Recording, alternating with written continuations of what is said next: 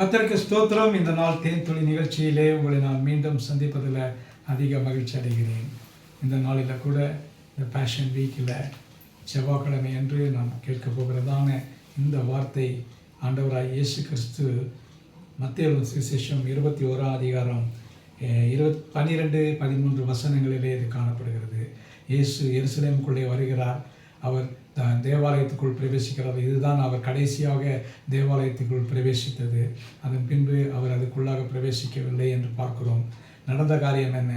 அவர் அதிக கோபப்பட்டவராக, இது என்னுடைய பிதாவினுடைய வீடு கள்ளர் குகையாக இருக்கிறதே என்று பார்த்து கயிறினாலே ஒரு சவுக்கை உண்டு பண்ணி அங்கு விற்கிறவர்களையும் காசு பலகளையும் கீழே தள்ளி ஆடுகளையும் மாடுகளையும் அவிழ்த்து விட்டுவிட்டு ரொம்ப அவர் கோபப்பட்டவராக அந்த இடத்துல செயல்பட்டார் என்று பார்க்கிறோம்.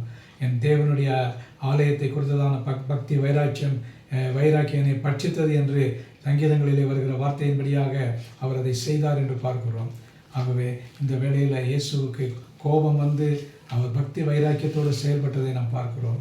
நம்முடைய வாழ்க்கையில் கூட என்னுடைய சரீரம் கூட தேவனுடைய ஆலயமாகத்தான் இருக்கிறது.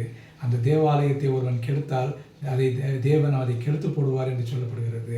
ஆகவே எந்த வகையிலாவது நம்முடைய சரீரத்தை யாராவது கெடுக்கிறார்கள் என்று சொன்னால், அதற்கு ஒரு தீங்கு கொண்டு வருகிறார் என்று சொன்னால் அது நீக்கப்பட வேண்டும். என்ன கசப்பான காரியங்களோ முரட்டாட்டமான காரியங்களோ தேவனுக்கு பிடிக்காத காரியங்களோ நமக்குள்ளாக இருந்தால் அதை தேவன் எடுத்து போட வேண்டும் என்று விரும்புகிறார்.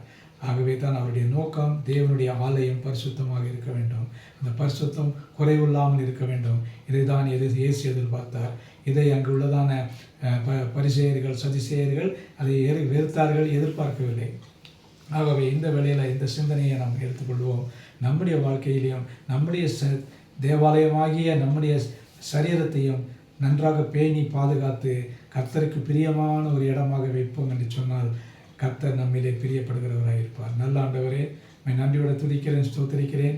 இந்த வேளையில் கூட நம்முடைய தேவாலயத்தை கொடுத்ததான் நம்முடைய பக்தி வைராக்கியம் பட்சித்தது என்று பார்க்கிறோமே. அப்படிப்பட்டதான ஒரு பக்தி எரியிற ஆண்டவரே பட்சித்தது எங்களுக்குள்ளாக வர நீங்கள் கிருபை செய்யணுமா ஜெபிக்கிறோம். மீட்பர் இயேசுவின் நாமத்தில் ஜெபிக்கிறேன் நல்ல பிதாவே. ஆமீன் ஆமீன். கர்த்தர் உங்களை ஆசீர்வதிப்பாராக. இதே பக்தி வைராக்கியம் நமக்கும் இந்த நாளிலே இருக்கட்டும்.